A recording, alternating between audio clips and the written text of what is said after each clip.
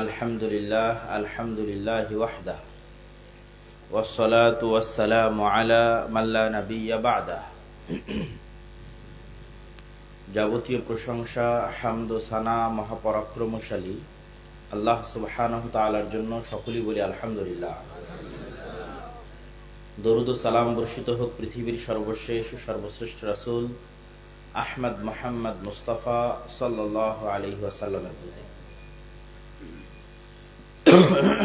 আজকে আপনাদের অত্র অনুষ্ঠানে আমার সংক্ষিপ্ত বক্তব্যের বিষয়বস্তু মুসলিম উম্মার যে অধঃপতন, যে গোলামীর জীবন, যে দাসত্বের জীবন, তা থেকে উত্তরণের উপায় কি। গোলামী এবং দাসত্ব মুসলিম উম্মাও করবে, মুসলিম উম্মার উপরও চেপে আসবে, তা রাসূলুল্লাহ সাল্লাল্লাহু আলাইহি ওয়াসাল্লামের ভবিষ্যৎবাণী থেকেই ধারণা করা যায়, আঁচ করা যায়। রাসূলুল্লাহ সাল্লাল্লাহু আলাইহি ওয়াসাল্লাম অসংখ্য ভবিষ্যৎবাণী করেছেন, তার মধ্যে একটি হচ্ছে আমার উম্মত এক পায়ের জুতা আর এক পায়ের জুতার সাথে যেভাবে মিলে যায়, আমার উম্মত ঠিক সেভাবে বানু ইসরাইলের সাথে মিলে যাবে। বানু ইসরাইলের কেউ যদি কোনো গর্তে প্রবেশ করে থাকে, তা আমার উম্মতও সেই গর্তে প্রবেশ করবে। বানু ইসরাইলের কেউ যদি তার মায়ের সাথে জেনায় লিপ্ত হয়ে থাকে, তা আমার উম্মতেরও কেউ এই অপরাধ করবে। বানু ইসরাইল যদি ৭০ দলে বিভক্ত হয়ে থাকে, আমার উম্মতও তাই হবে। এক কথায় বানু ইসরাইলের ভাগ্যে যা যা ঘটেছে, কাছাকাছি ওই ধরনের ঘটনা উম্মতে মুহাম্মাদীর সাথে ঘটবে। আর এই জন্যই কোরআন অবতীর্ণ হলো মুহাম্মদ সাল্লাল্লাহু আলাইহি ওয়াসাল্লামের উপর, কিন্তু কোরআন পরিপূর্ণ হয়ে আছে মুসা আর ফেরাউনের ঘটনায়, বানু ইসরাইলের ঘটনায়।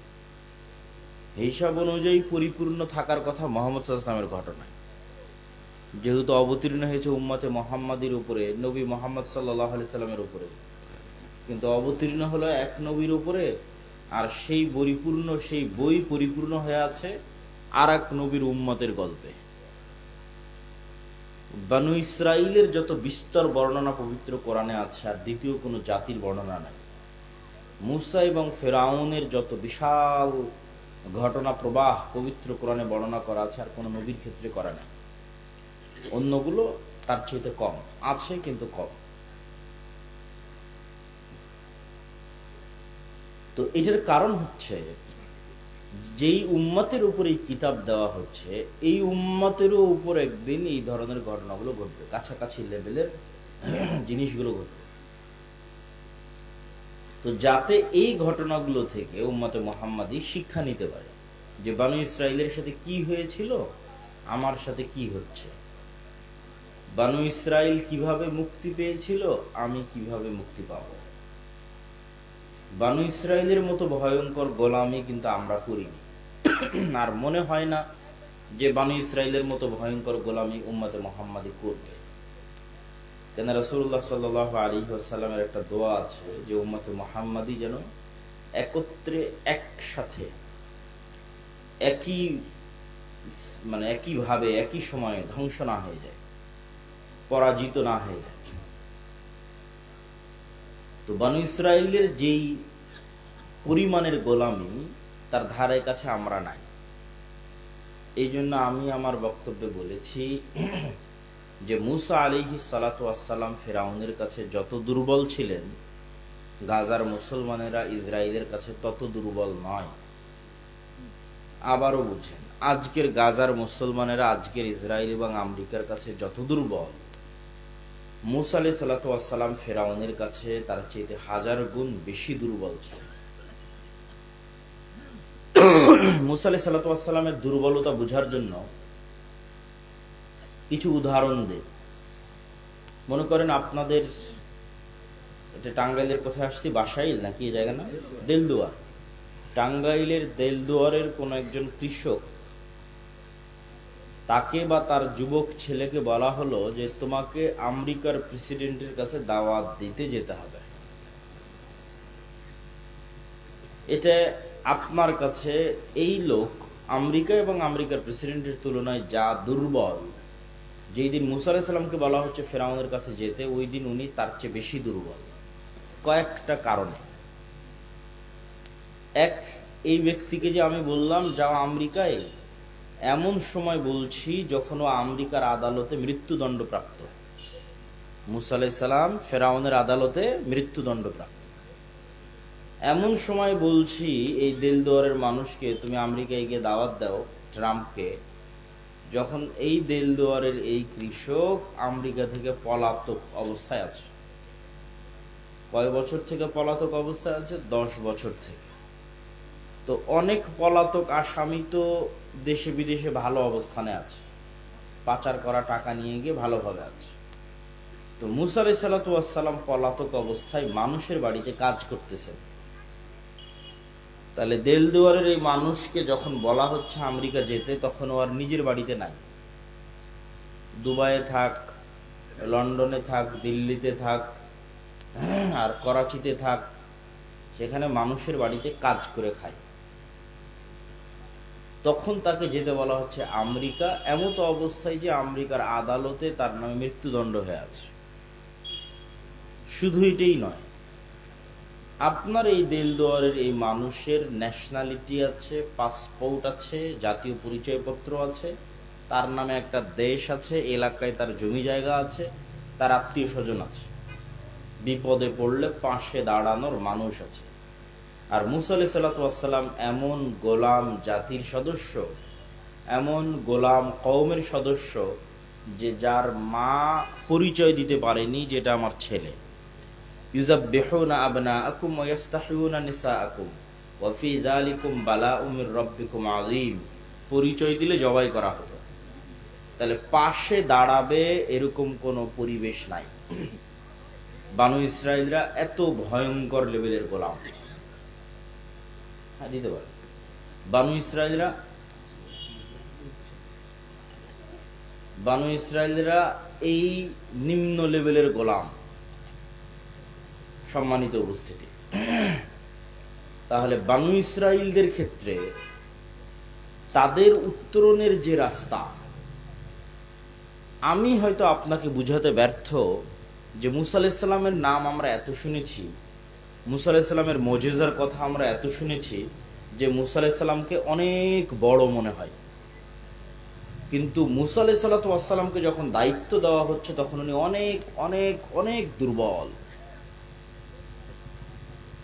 তো মুসা আলাইহিস সালাম কিভাবে এত দুর্বল জায়গা থেকে ফেরাউনের সামনে দাঁড়ালেন এবং ফেরাউনের মুখোমুখি হলেন, এবং ফেরাউন পরাজিত হলো, তিনি জিতলেন।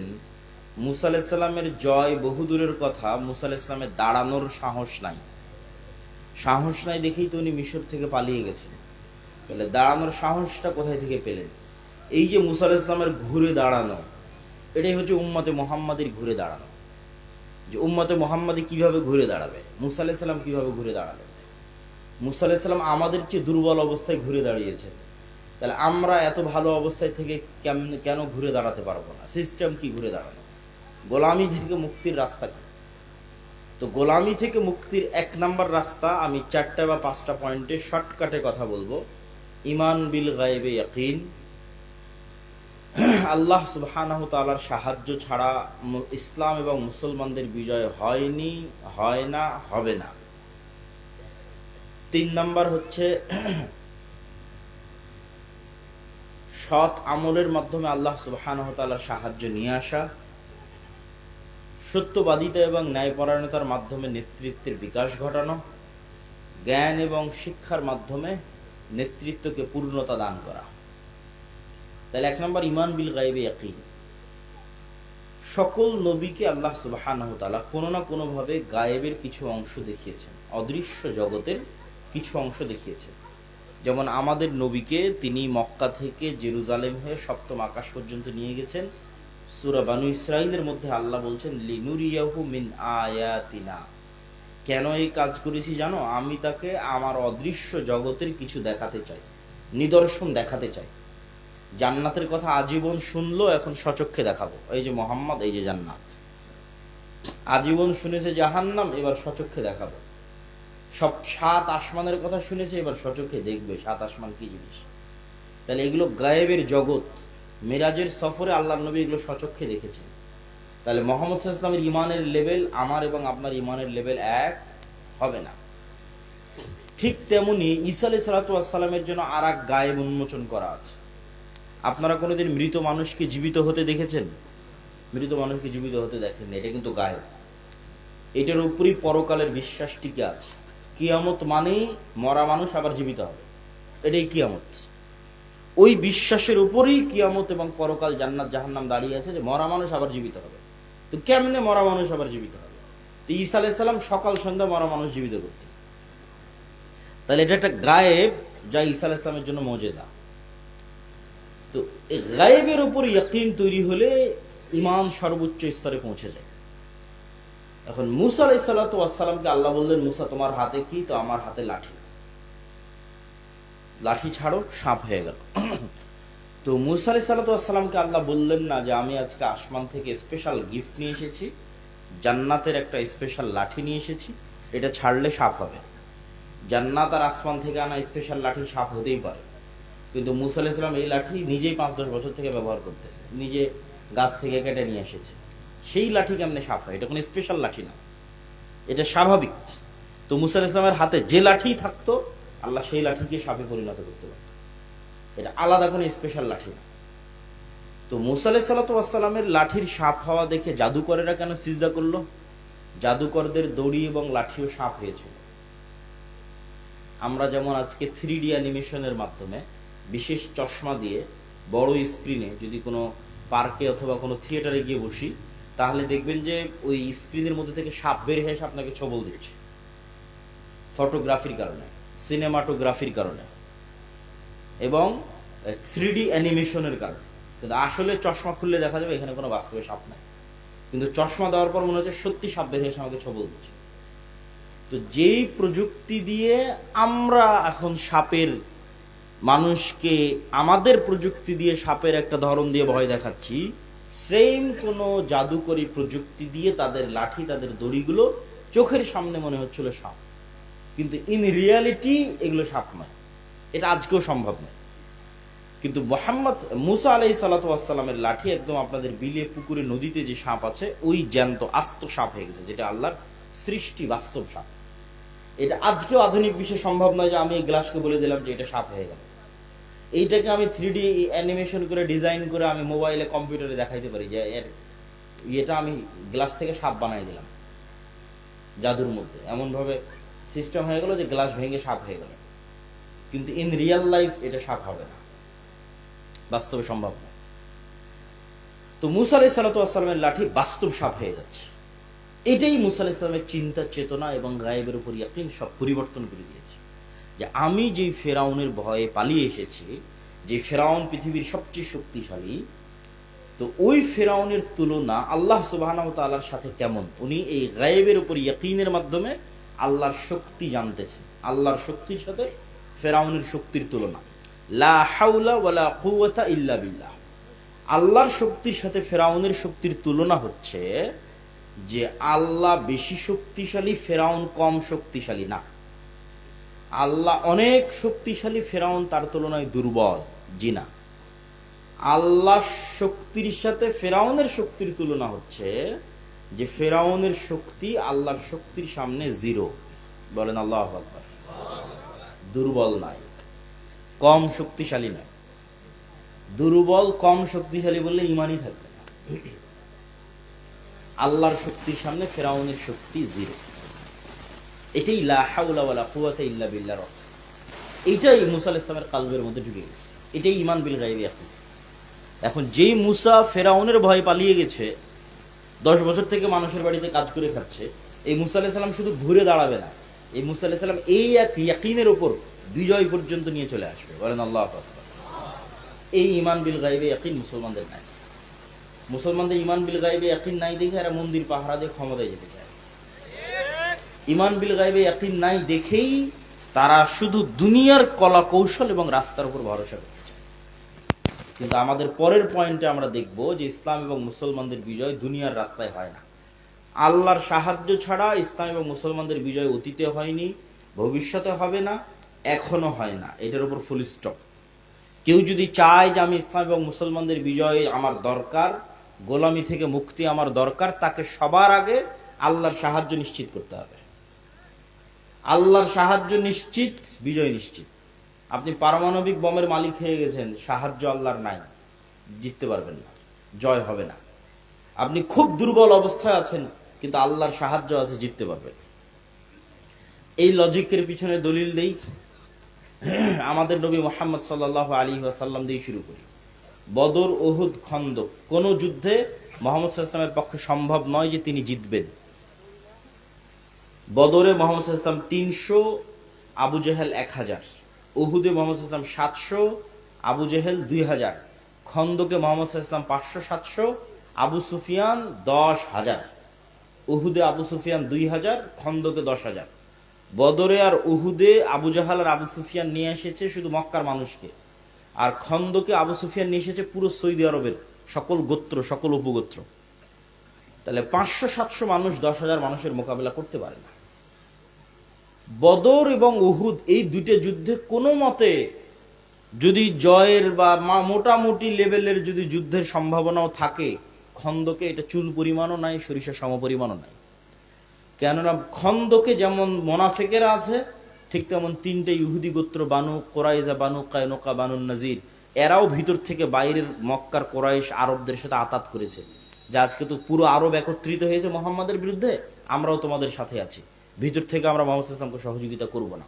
তাহলে মোনাফেক বাদ, ইহুদি বাদ, শুধু মোহাম্মদ সাল্লাল্লাহু আলাইহি সাল্লামের খাস নিজস্ব আপন 500-700 মানুষ ছাড়া নাই। আল্লাহর নবীর জীবনীর 23 বছরের সবচেয়ে করুণ সময়ের একটা খন্দকের 1 মাস।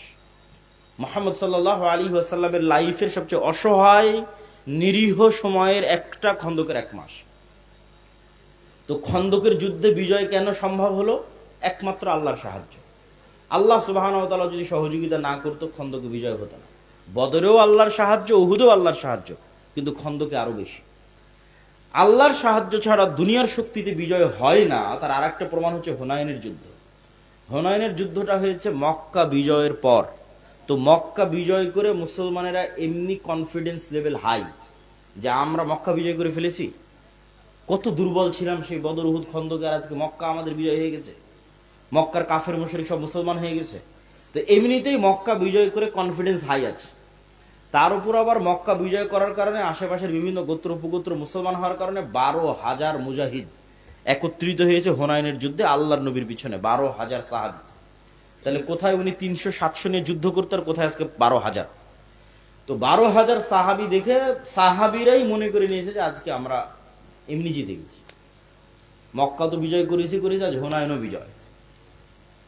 যুদ্ধের আধা ঘন্টার মধ্যে সব সাহাবী পালিয়ে যাচ্ছে। হুনাইনের যুদ্ধ একমাত্র যুদ্ধ আল্লাহর নবীর জীবদ্দশায়, যেটাতে আল্লাহর নবী দুনিয়ার দিক থেকে পাওয়ারফুল ছিলেন।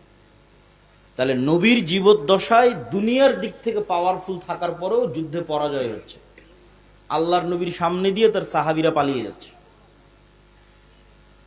তাহলে সামারি কি? সামারি হচ্ছে নবী মুহাম্মদ সাল্লাল্লাহু আলাইহি ওয়াসাল্লাম বিজয়ের জন্য কার সাহায্যের মুখাপেক্ষী?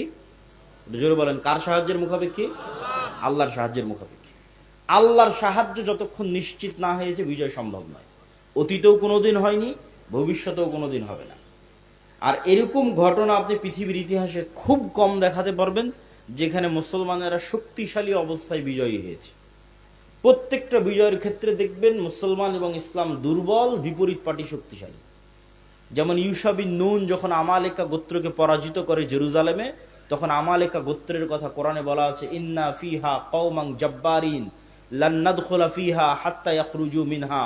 জেরুজালেমে 30 তলা 40 তলা দেহের সমান অধিকারী, বিশাল দেহের অধিকারী জাব্বারিন কওম, আমালেকা গোত্র বসবাস করে, আমরা এদের সাথে যুদ্ধ করে টিকতে পারবো না।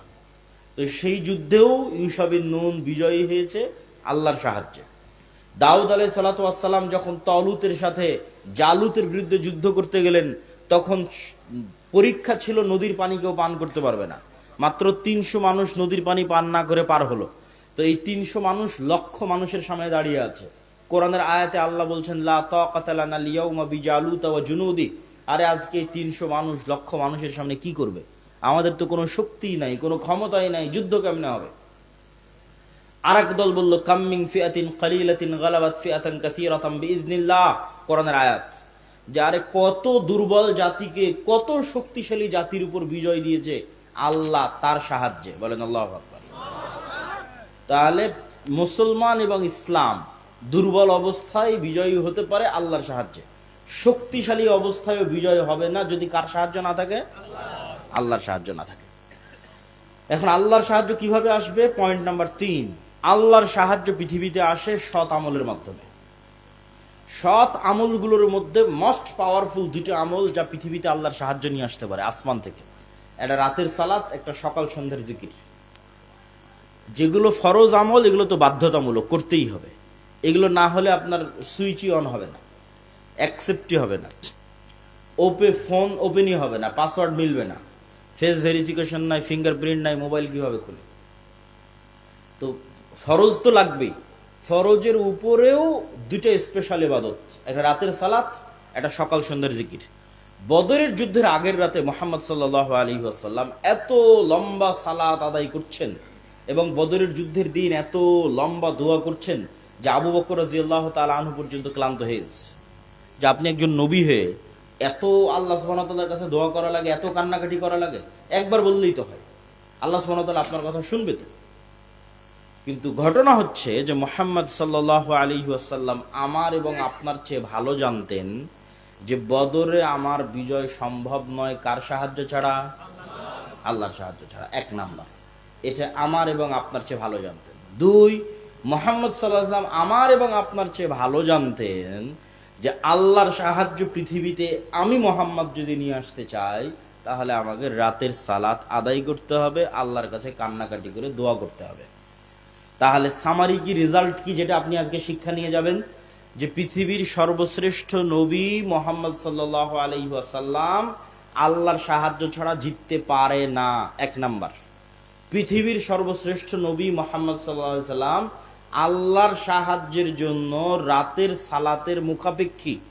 আর আমার আপনার মতো গুনাহগার মানুষ 5 ওয়াক্ত সালাত আদায় না করেই খালি তাকবীর দিয়ে, মিছিল করে আর ভোট দিয়ে ইসলামকে বিজয় করে ফেলবে। তাহলে হয় আমরা ভুল বুঝেছি, আর নাহলে কোরআন এবং হাদিস ভুল, মুহাম্মদ সাল্লাল্লাহু আলাইহি ওয়াসাল্লাম ভুল বুঝেছে। তাহলে আপনাকে এটার সাথে মিলাতে হবে। বিজয় সম্ভব নয় কার সাহায্য ছাড়া? আল্লাহর সাহায্য ছাড়া। আল্লাহর সাহায্য ফরজ ইবাদত না করে, 5 ওয়াক্ত সালাত আদায় না করে, সুদ ঘুষ হারাম ইত্যাদি গুনাহ থেকে বিরত না থেকে, রাতের সালাত আদায় না করে আল্লাহর সাহায্য আসবে? আসবে। এটা ফাংশন। ঠিক যেভাবে আপনি এই যে মোবাইল দিচ্ছেন, এই যে ফিঙ্গারপ্রিন্ট মিলে যাচ্ছে, ফেস ভেরিফিকেশন হচ্ছে, প্রত্যেকটা আমলের একটা পিকচার, একটা চিত্র, একটা ফরম্যাট লাউহে মাহফুজ আছে। লাউহে মাহফুজে প্রত্যেকটা আমলে, এই আমলগুলো যখন নূর তৈরি করে উপরের দিকে উঠে যেতে থাকে, লাউহে মাহফুজের যে চিত্র, সেই চিত্রের সাথে মিলে যেতে থাকে, ওই টাইমিং এর সাথে মিলে যেতে থাকে। এই জন্য প্রতিটা আমল টাইমিং এর সাথে কানেক্টেড। প্রত্যেকটা আমল ওই নির্ধারিত টাইমে, ওই নির্ধারিত চিত্র যখন রিপোর্ট হবে, তখন অটোমেটিক সাহায্যের দরজা খুলে যাবে। এটা পাসওয়ার্ড। ওই সিস্টেমে যেভাবে মুহাম্মদ সাল্লাল্লাহু আলাইহি ওয়াসাল্লাম দাঁড়িয়েছে, ওই চিত্র, ওই মুখ দিয়ে আওয়াজ, ঠিক যেন একটা জাদুকরি দরজার সামনে আপনি দাঁড়িয়ে আছেন, এই জাদুকরি দরজা এখন এইভাবে খুলবে, এইভাবে পাসওয়ার্ড লোকেট করা আছে। আপনি এইভাবে দাঁড়িয়ে, এইভাবে রুকুতে গেলেন, মুখে আওয়াজ উচ্চারণ হচ্ছে, টাইমের সাথে মিলতেছে, কাজের সাথে মিলতেছে, এখন দরজা ওপেন হয়ে যাবে। ওর যে সালাতের সাথে নাই, ওর কোনো খাওয়া দাওয়া, নাম, গন্ধ কিছুই আল্লাহর কাছে নাই, শেষ। ও এখন জান্নাতে গেল কি জাহান্নামে গেল, নিচে ও জান্নাতে গেল কি জাহান্নামে গেল সেটা দেখে আল্লাহ সুবহানাহু ওয়া তাআলার কোনো কাজ নাই। আল্লাহ সুবহানাহু ওয়া তাআলা এটা পরোয়া করে না। তাহলে যে এই রিলেটেডের মধ্যে নাই, ওর সাথে আল্লাহ সুবহানাহু ওয়া তাআলা নাই। সম্মানিত উপস্থিতি, পয়েন্ট নাম্বার 4, আমরা কিন্তু 3টা পয়েন্ট অলরেডি শেষ করে ফেলেছি। ঈমান বিল গায়বে ইয়াকিন, আল্লাহর সাহায্য ছাড়া ইসলামের বিজয় হয় না। আল্লাহর সাহায্য পৃথিবীতে আনতে পারে সৎ আমল। তার মধ্যে সবচেয়ে পাওয়ারফুল 2টা আমল কি কি? রাতের সালাত এবং আরেকটা কি? সকাল সন্ধ্যার জিকির। সকাল সন্ধ্যার জিকির কেন পাওয়ারফুল? সকাল সন্ধ্যার জিকির এই জন্য পাওয়ারফুল, পৃথিবীর এমন কোনো অসম্ভব কাজ নাই যা জিকির দিয়ে সম্ভব নয়। পৃথিবীর এমন কোনো অসম্ভব নয় যা জিকির দিয়ে সম্ভব নয়। মুসা আলাইহিস সালাতু ওয়াস সালামকে আল্লাহ যখন ফেরাউনের কাছে পাঠালেন, এটাই পৃথিবীর ইতিহাসের সবচেয়ে বড় আশ্চর্য, যে মুসা আলাইহিস সালাম ফেরাউনের কাছে যাবে আবার জিতবে। তো আল্লাহ সুবহানাহু ওয়া তাআলা মুসা আলাইহিস সালামকে বলছে ওয়ালা তানিয়া ফি যিকরি, মুসা তোমাকে তো অনেক কিছু দিলাম, লাঠি দিলাম, মুখের কথা ঠিক করে দিলাম, তোমার সাথে তোমার ভাইকে দিলাম, ঠিক আছে, হাতের মুজিজা দিলাম, তবে একটা কথা মনে রাখিও, সব সময় আমার জিকির করতে হবে। যদি আমার জিকির না করো, মোবাইলে চার্জ না থাকলে মোবাইল অন হবে? আমার জিকির ভুলে গেছো, লাঠি ছেড়ে দিয়েছো, কাজ হয় না। কথা মানে বুঝতে পারেননি আমার, যে আমার কথা ভুলে গেছো যে লাঠি ছেড়ে দিয়েছো, যে লাঠি আর সাপ হয় না। লাঠি সমুদ্রে মারতেছো আর রাস্তা তৈরি হয় না। ওয়ালা তানিয়া ফি যিকরি, কাজ করবে, সবকিছু, সব টেকনোলজি কাজ করবে, শর্ত হচ্ছে আমাকে সবসময় স্মরণে রাখতে হবে। তাহলে মুসা আলাইহিস সালাতু ওয়াস সালাম সব অসম্ভবকে সম্ভব করে ফেলেছে কার জিকিরের মাধ্যমে? আল্লাহ সুবহানাহু ওয়া তাআলার জিকিরের মাধ্যমে। জাকারিয়া আলাইহিস সালাতু ওয়াস সালাম আল্লাহ সুবহানাহু ওয়া তাআলাকে বললেন, মারিয়ামকে দেখে আল্লাহ, হুনালিকা দাআ জাকারিয়া রাব্বাহ, যে আল্লাহ আমার সন্তান দরকার, ছেলে সন্তান। আল্লাহ সুবহানাহু ওয়া তাআলা সাথে সাথেই ফেরেশতাদের মাধ্যমে তাকে জানিয়ে দিলেন যে সন্তান হবে। সাথে সাথে জানিয়ে দেওয়ার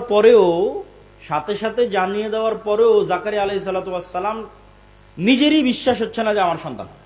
কেন? ওনার চুল পেকে গেছে, দাড়ি পেকে গেছে, স্ত্রী বন্ধা, তো কেমনে ওনার সন্তান হবে? উনি আল্লাহকে জিজ্ঞেস করছে, আল্লাহ আমার সন্তান হবে এই কথা তো আপনি বললেন, আমার অন্তরের প্রশান্তির জন্য একটু আলামত বলেন, কি আলামতে আমি বুঝবো যে আমার সন্তান হবে? আল্লাহ বললেন, তোমার আলামতই হচ্ছে তুমি সকাল সন্ধ্যার জিকির করবা। বলেন আল্লাহু আকবার। কোরআন পরিপূর্ণ হয়ে আছে সকাল সন্ধ্যার জিকিরের কথা দিয়ে, বিল গুদুওয়ি ওয়াল আসাল, বিল আশিয়্যি ওয়াল ইবকার, বুকরাতাও ওয়া আসীলা, ক্বাবলা তুলুইশ শামসি ক্বাবলাল গুরুব, এগুলো কোরআনের আয়াত। বিভিন্ন জায়গায় জায়গায় আল্লাহ বলতে থেকেছে, মানুষ তোমরা সকালে এবং সন্ধ্যায় আল্লাহর জিকির করো। টাইমের খুব গুরুত্ব আছে ইসলামে। ওই নির্ধারিত টাইমের মধ্যেই ওই কাজটা যেতে হবে। ওই নির্ধারিত টাইম পার হয়ে গেলে ওই কাজ আর ওই রকম ইফেক্টিভ হবে না। যেমন রাতের শেষ অংশের সালাত, ওইটা ওই টাইমের সাথে রিলেটেড। সকাল সন্ধ্যের জিকির, ওটা ওই টাইমের সাথে রিলেটেড।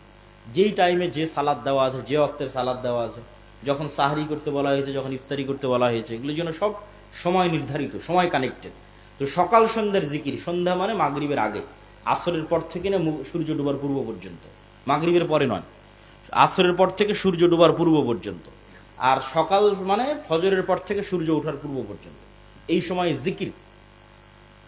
জিকির এই জন্য পাওয়ারফুল, আপনাকে বুঝতে হবে যে সাউন্ড সবচেয়ে পাওয়ারফুল। আজকের আধুনিক বিশ্ব টিকে আছে আলোর ওয়েভ। এই যে ক্যামেরা, মোবাইল, লাইভ, কম্পিউটার, সব অল এভরিথিং, এগুলো টিকে আছে আলোর ওয়েভের ওপর। এটা একটা টেকনোলজি। আর এর চাইতেও পাওয়ারফুল টেকনোলজি হচ্ছে সাউন্ড, আওয়াজ। আল্লাহ সুবহানাহু ওয়া তাআলা আসমান এবং জমিন সৃষ্টি করেছেন আওয়াজ, কুন ফায়াকুন দিয়ে। আল্লাহ সুবহানাহু ওয়া তাআলা আসমান এবং জমিন ধ্বংস করবেন, এইটার সিস্টেমও তৈরি করেছেন আওয়াজ দিয়ে। ইসরাফিল বাঁশিতে ফুঁ দিবে, সে আওয়াজ আসমান এবং জমিনে ছড়িয়ে পড়বে, ওই আওয়াজে কিয়ামত সংঘটিত হবে। আওয়াজে দেখা যাচ্ছে আসমানকে এমন ভাবে ডেভেলপ করা আছে যে ও ওই ইসরাফিলের আওয়াজ শোনা মাত্রই বুঝে যাবে, ফেটে চৌচির হয়ে যাবে। সূর্যকে এমন ভাবে ডেভেলপ করা আছে, সেট আপ করা আছে, ওই ইসরাফিলের আওয়াজ শুনবে, ভেঙে চৌচির হয়ে পড়ে যাবে। এরা সব আওয়াজ বুঝে। আবার মানুষেরা যারা পৃথিবীতে ঘুমান্ত অবস্থায় আছে কবরের নিচে, ইসরাফিলের এক আওয়াজে সব জীবন্ত হয়ে যাবে, কিয়ামত সংঘটিত হবে, আওয়াজ দিয়ে সব জীবন্ত হয়ে যাবে। তো আওয়াজ হচ্ছে মোস্ট পাওয়ারফুল, খুবই পাওয়ারফুল। এবং আমরা আমাদের আশেপাশে যা দেখছি সবাই আওয়াজ করতেছে, শুনতে পারতেছি না, কিন্তু সবগুলোর আওয়াজ আছে। এটা গায়েব। এই গায়েবের নিউজ আল্লাহ দিয়েছে। আর গায়েবের উপর ইয়াকিন না থাকলে আপনার বিজয়ের প্রথম ধাপই কিন্তু মিস করেছেন, যেটা প্রথম শর্ত দেওয়া আছে, যে গায়েবে ইয়াকিন। তাহলে এটা গায়েব, যে আশেপাশের সবকিছু আওয়াজ করতেছে। আল্লাহ কি বলছে? ইউসাব্বিহু লিল্লাহি মা ফিস সামাওয়াতি ওয়া মা ফিল আরজ, আসমান জমিন এবং তার মধ্যে যা কিছু আছে তার সবকিছু সব সময় আমার তাসবিহ পাঠ করতেছে। বলেন আল্লাহু আকবার। তাহলে এই মাইকও তাসবিহ পাঠ করতেছে, মানে আওয়াজ হচ্ছে। এই কাঠও তাসবিহ পাঠ করতেছে, মানে আওয়াজ হচ্ছে। এই জামাও তাসবিহ পাঠ করতেছে, মানে আওয়াজ হচ্ছে। এই পুরো প্যান্ডেল তাসবিহ পাঠ করতেছে, মানে আওয়াজ হচ্ছে। এই আওয়াজ শোনার সক্ষমতা আমার নাই। যেমন এদিক দিয়ে একটা পিঁপড়া হেঁটে চলে যাচ্ছে, ওই পিঁপড়ার যাওয়ার আওয়াজ আমি শুনতে পাই না, পিঁপড়া কি বলছে তাও শুনতে পাই না। কিন্তু এই সাউন্ড টেকনোলজির কিছু জ্ঞান আল্লাহ সুলাইমানকে দিয়েছিলেন।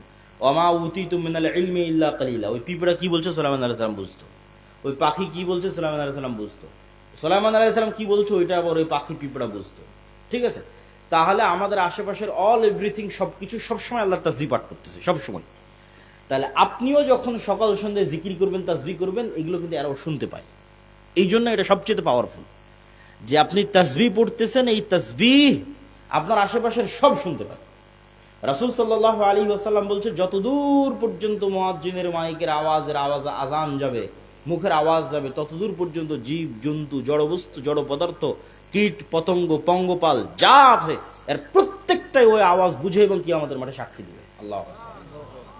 তাহলে আমি আপনি তাসবিহ পাঠ করব মানে সুবহানাল্লাহি ওয়া বিহামদিহি সুবহানাল্লাহিল আযীম বলবো, অথবা লা ইলাহা ইল্লাল্লাহ বলবো, এগুলো সব আশেপাশে এরা সব শুনতে পায়, এরা সব শুনে বুঝে, কেন ওরাও তো 24 ঘন্টা তাসবিহ পাঠ করতেছে। এই গায়েবের উপর যখন আপনার ইয়াকিন হবে, এটা গায়েবের নিউজ, গায়েবের সংবাদ, আল্লাহ কোরআনে দিয়েছে, আমি অনুবাদ করতেছি, এই গায়েবের উপর যখন আপনার ইয়াকিন হবে, তার সাথে সাথে যখন এবার আপনি সকাল সন্ধ্যার তাসবিহ পাঠ করবেন, তখন আপনি এমনি বুঝতে পারবেন কেন সকাল সন্ধ্যার তাসবিহ গুরুত্বপূর্ণ, কেন সকাল সন্ধ্যার তাসবিহ পাওয়ারফুল, কেন যে কোনো কিছুতে উঠার সময়ের যে জিকির ওইটা কেন পাওয়ারফুল। যে সুবহানাল্লাযী সাখখারা লানা হাযা ওয়া মা কুন্না লাহু মুকরিনিন ওয়া ইন্না ইলা রাব্বিনা লামুনকালিবুন। উঠলাম বিমানে, বলছি পবিত্রতা সেই সত্তার যিনি বিমানকে আমার অধীনস্থ করেছে। বিমান কেমনে আমার অধীনস্থ হলো? মানুষ বানালো বিমান, যন্ত্র তৈরি করলো মানুষ, বিমান তৈরি করলো মানুষ, চালাচ্ছে পাইলট, আর দোয়া করতেছি যে যেই সত্তা এই বিমানকে আমার অধীনস্থ করেছে। কেননা ওই বিমানে যে তেল ব্যবহার হচ্ছে, ওই তেল কারো বাপের ক্ষমতা নেই তৈরি করবে, ওই তেল আল্লাহ দিয়েছে, মানুষ নিয়ে যে বিমানে লাগিয়েছে।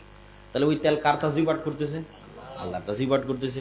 ওই পুরো বিমানের বডিতে যা ইউজ হয়েছে, আর একটাও মানুষের 14 গোষ্ঠীর ক্ষমতা নেই, কোনো বিজ্ঞানীর ক্ষমতা নাই যে শূন্য থেকে বানায়, যে আমি এখন হাওয়া, এই হাওয়া থেকে এখন বানালাম এটা, জি না, আল্লাহ দিয়ে রেখেছে, ওইটার থেকে ওকে বানাতে হবে। ওই স্টিলের বডি, ওই কাঠের ফ্রেম, আল্লাহর দেওয়া জিনিস। তাহলে ওই কাঠ যখন গাছের সাথে ছিল, আল্লাহর তাসবিহ পাঠ করেছে।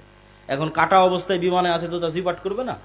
ওই যে সিটের উপর বসে আছেন, ওই সিটের ফোম তুলা অবস্থায় শিমুল গাছে ছিল, তখন আল্লাহর তাসবিহ পাঠ করেছে। এখন ওটা বানিয়ে আপনি ফোম বানিয়েছেন, তো আল্লাহর তাসবিহ পাঠ করবে না? ওই পুরো বডিতে যা ইউজ হয়েছে, প্রত্যেকটা আল্লাহর দেওয়া, কোথাও না কোথাও থেকে মানুষ নিয়ে এসে ওখানে লাগিয়েছে।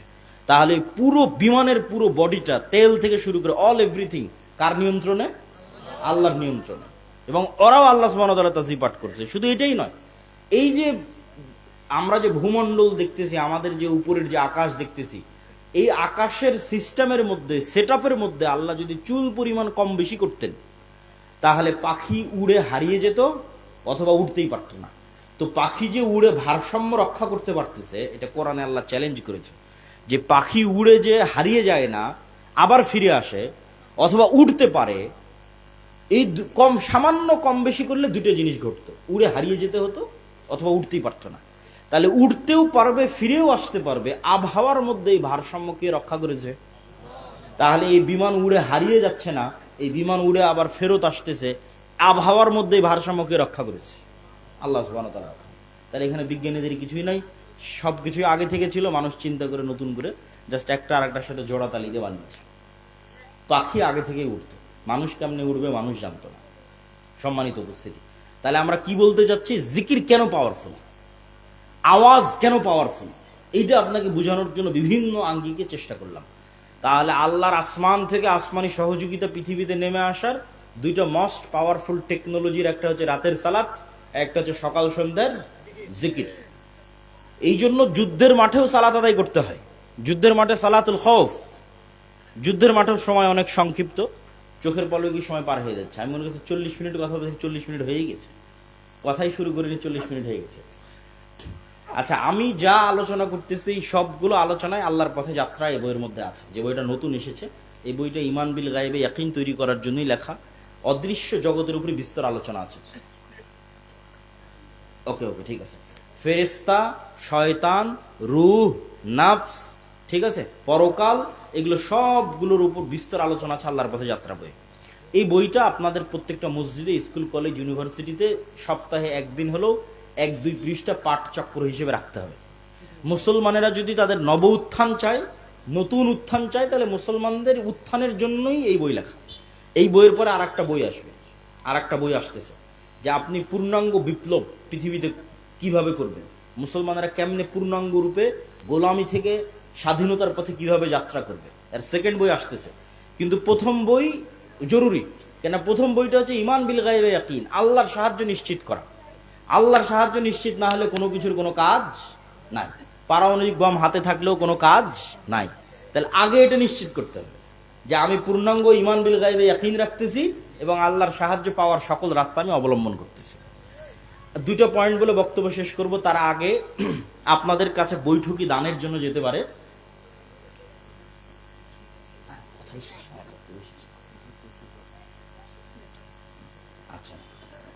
আচ্ছা, সমস্যা নেই। আমি আপনাদের কাছে বৈঠকি দানের জন্য 2 মিনিট কথা বলবো, এর মধ্যে আপনাদের প্রধান অতিথি 2 মিনিট কথা বলবে, তারপরে আমি উপসংহার টানবো। বৈঠকি দানের ক্ষেত্রে দুটো কথা। একটা কথা হচ্ছে যে দান কেন কার্যকরী, দান কেন ইফেক্টিভ, দান কেন আপনাকে হেল্প করতে পারে। এই জন্য যে আমরা আমাদের ইবাদতের শতভাগ নিশ্চয়তা দিতে পারবো না, আবার আমরা গুনাহ থেকে মুক্তির শতভাগ নিশ্চয়তা দিতে পারবো না। কেউ এখানে দাঁড়িয়ে বলবে যে আমি জীবনে 1 ওয়াক্ত সালাত কাজা করিনি, খুব কঠিন। আবার কেউ বলবে যে না, আমি 1 ওয়াক্ত কাজা করিনি, আবার প্রত্যেক ওয়াক্তে শুরু থেকে শেষ পর্যন্ত আল্লাহর কথাই স্মরণে রেখেছি, এটাও কঠিন। আবার কেউ বলবে আমি নিষ্পাপ, এটাও কঠিন। তাহলে এই জিনিসগুলোর ব্যাকআপ ছাড়া আপনি জান্নাতে যাওয়ার দাবি করতে পারবেন। আপনার ইবাদতের কমতিরও ব্যাকআপ লাগবে, আপনার গুনাহের যে আছে সেটারও কাফফারা লাগবে, ঠিক আছে। আবার মানুষ যে পাওনাদার হবে সে পাওনাদারেরও আপনার ব্যাকআপ লাগবে। তো এই সবগুলোর ব্যাকআপ কিয়ামতের মাঠে টাকা দিয়ে দেওয়া সম্ভব। দুনিয়াতে যেমন বিপদে পড়লে ক্লিনিকে উকিল, আদালত, মামলা মোকদ্দমা টাকা দিয়ে অ্যারেঞ্জ করেন, যেমন এই যে ওসমান হাদি ছেলেটা 50 লক্ষ টাকা দিয়ে সিঙ্গাপুর নিয়ে গেল, তাহলে দুনিয়াতে টাকার দরকার হচ্ছে বিপদে পড়লে। কিয়ামতের মাঠে টাকার দরকার হবে, কিন্তু ইনস্ট্যান্ট অ্যারেঞ্জ করা যাবে না, এখন দিয়ে রাখতে হবে। এখন দিয়ে রাখলে ওই টাকা কিয়ামতের মাঠে কাজে দিবে, এটাই রুলস। কিন্তু টাকা কিয়ামতের মাঠে কাজে দিবে। আর এখন টাকা দিয়ে রাখলে আল্লাহ সুবহানাহু ওয়া তাআলা সেই টাকাকে বাড়াতে থাকবে। এই জন্য কিয়ামতের মাঠে আপনাকে ধনী অবস্থায় উঠতে হবে, হয় জীবন দিয়ে শহীদ হয়ে জান্নাত কিনতে হবে, না টাকা দিয়ে জান্নাত কিনতে হবে। ইবাদত দিয়ে জান্নাতের নিশ্চয়তা খুব কঠিন, কেন আপনি নিজে ঠিকমতো ইবাদত করতে পারেন না, কম বেশি হয়ে যায়। গুনাহ মুক্ত থাকা দিয়ে জান্নাতের নিশ্চয়তা খুব কঠিন, কেন গুনাহ হয়ে যায়। তাহলে একটাই রাস্তা যেটা দিয়ে জান্নাত নিশ্চিতভাবে কিনা যাবে, হয় জীবন দিয়ে শহীদ হও, নাহলে টাকা দিয়ে জান্নাত কিনো। তো আপনাদের মধ্যে যারা যাবে তাদের আপনার সহযোগিতা করার জন্য দত্ত আহ্বান জানাচ্ছি, এবং আপনাদের প্রধান অতিথি সাহেবকে কিছু বলার জন্য দত্ত আহ্বান জানাচ্ছি।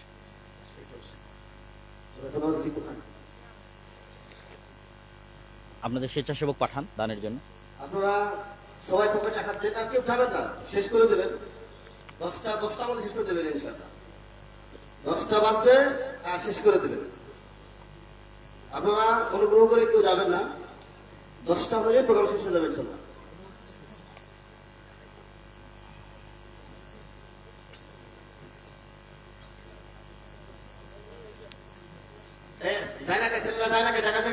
চট নিয়ে যান, চাদর নিয়ে যান,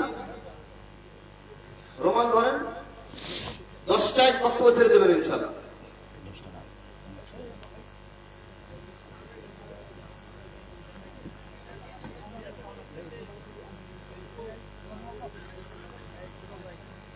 আমি কথা বলি। তো আমি আপনাদের দান শেষ হতে হতে, যেহেতু আমাকে আবার এখান থেকে দূরে যেতে হবে, 40 মিনিট মোটামুটি কথা বলা হয়ে গেছে। অল্প কথার মধ্যে যদি আমল করেন কাজে দিবে। 2টো পয়েন্ট থেকে গেছে। একটা হচ্ছে প্রকৃত নেতৃত্ব, সত্যবাদিতা, ন্যায়পরায়ণতা। একটা হচ্ছে শিক্ষা এবং জ্ঞান। সহজে বুঝাই, আপনাদের জন্য বুঝতে কাজে দিবে। আল্লাহ সুবহানাহু ওয়া তাআলা পৃথিবী কিছু ফাংশনের উপর সেট করেছে। যেমন মোবাইলের কিছু ফাংশন, ফ্ল্যাশ লাইট, ওই যেমন ক্যামেরা দিয়ে ছবি তুলতেছে, ফাংশনে চাপ দিচ্ছে, ঠিক আছে। তো পৃথিবীতে কিছু ফাংশন আল্লাহ সেট করেছে, এটা যেই ইউজ করুক না কেন কাজে দিবে। এখন মোবাইলের ওই ক্যামেরার বাটনে যদি মুসলমান চাপ দেয় তাও কাজ দিবে, ইহুদি চাপ দিলেও কাজ দিবে, খ্রিস্টান চাপ দিলেও কাজ দিবে। তো আল্লাহর পৃথিবীর ফাংশন হচ্ছে যে জ্ঞান অর্জন করবে সে নেতা হবে, যে সত্যবাদী ন্যায়পরায়ণ হবে সে নেতা হবে।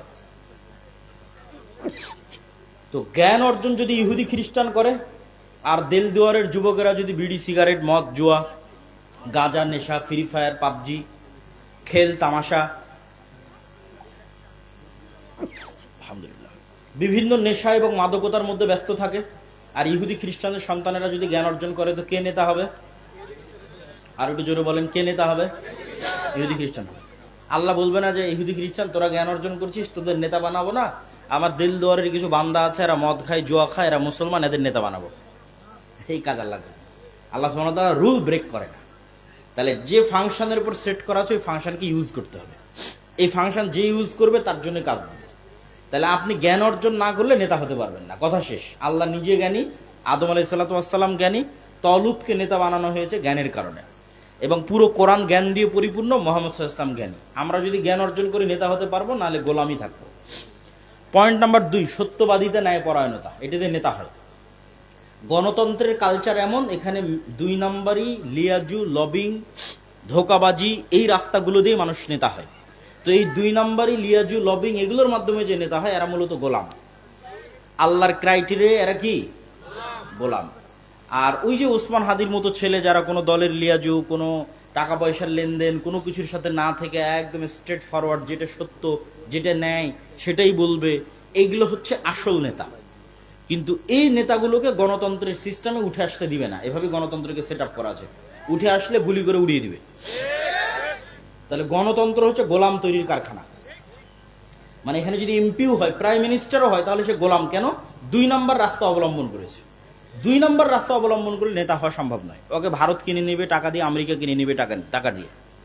তাহলে সত্যবাদী, ন্যায়পরায়ণ সবাইকে নিজ নিজ জায়গায় হতে হবে। আপনি কেমনে মাপবেন আপনি ন্যায়পরায়ণ কিনা, সত্যবাদী কিনা? নিজের পিতার জমিতে নিজের বোনকে ন্যায়ের সাথে সম্পত্তি বন্টন করেছেন কিনা, একটা ছোট্ট পরীক্ষা। যদি দিয়ে থাকেন তাহলে নেতৃত্বের গুণ আছে, যদি না দিয়ে থাকেন তাহলে গোলামির গুণ আছে। তাহলে নেতা হতে হলে নিজ নিজ জায়গায়। মসজিদ মাদ্রাসাতে সালাত সিয়াম আছে, নাই কি? সত্যবাদিতা নাই, পরায়ণতা নাই। আলেম ওলামাদের মধ্যেও সালাত সিয়াম হজ জাকাত আছে, নাই কি? সত্যবাদিতা নাই, পরায়ণতা নাই। এই বেসিক ক্রাইটেরিয়া লিডারশিপের, এটা আমাদের কোথাও মুসলমানদের মধ্যে নাই। কেননা ব্রিটিশ উপনিবেশের দীর্ঘ গোলামির কারণে আমরা এটা হারিয়ে ফেলেছি। গোলামি মে বাদাল জাতি হে কওমো কা জমির, আল্লামা ইকবাল বলেছেন।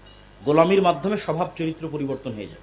তাহলে লম্বা গোলামিতে আমাদের স্বভাব চরিত্র পরিবর্তন হয়ে গেছে। তো সম্মানিত উপস্থিতি, পুরো বক্তব্যের সামারি করে দিই।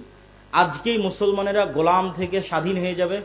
500 যদি যুবক এরকম তৈরি হয় যারা আমার এই বক্তব্যকে পূর্ণ করে দিতে পারবে, 500। আমি যে থিওরি দিয়ে গেলাম, সিক্রেট রেসিপি দিয়ে গেলাম, এটা বাংলাদেশের ক্ষমতা দখলের নয়, পৃথিবীর ক্ষমতা দখলের। সারা পৃথিবী, শুধু বাংলাদেশ নয়, সারা পৃথিবী। ইমান বিল গায়বে ইয়াকিন থাকতে হবে, আল্লাহর সাহায্য নিশ্চিত করতে হবে। আল্লাহর সাহায্য নিশ্চিত হওয়ার জন্য সৎ আমল লাগবে। ফরজ ইবাদতের পাশাপাশি রাতের সালাত এবং সকাল সন্ধ্যার জিকির। সত্যবাদিতা, ন্যায়পরায়ণতার জ্ঞান এবং শিক্ষায় সর্বোচ্চ স্তরে যাওয়া, এই 2টা দুনিয়ার কাজ। আগের যেগুলো বললাম এগুলো আল্লাহর সাথে রিলেটেড, আর বাকি 2টা দুনিয়ার সাথে রিলেটেড।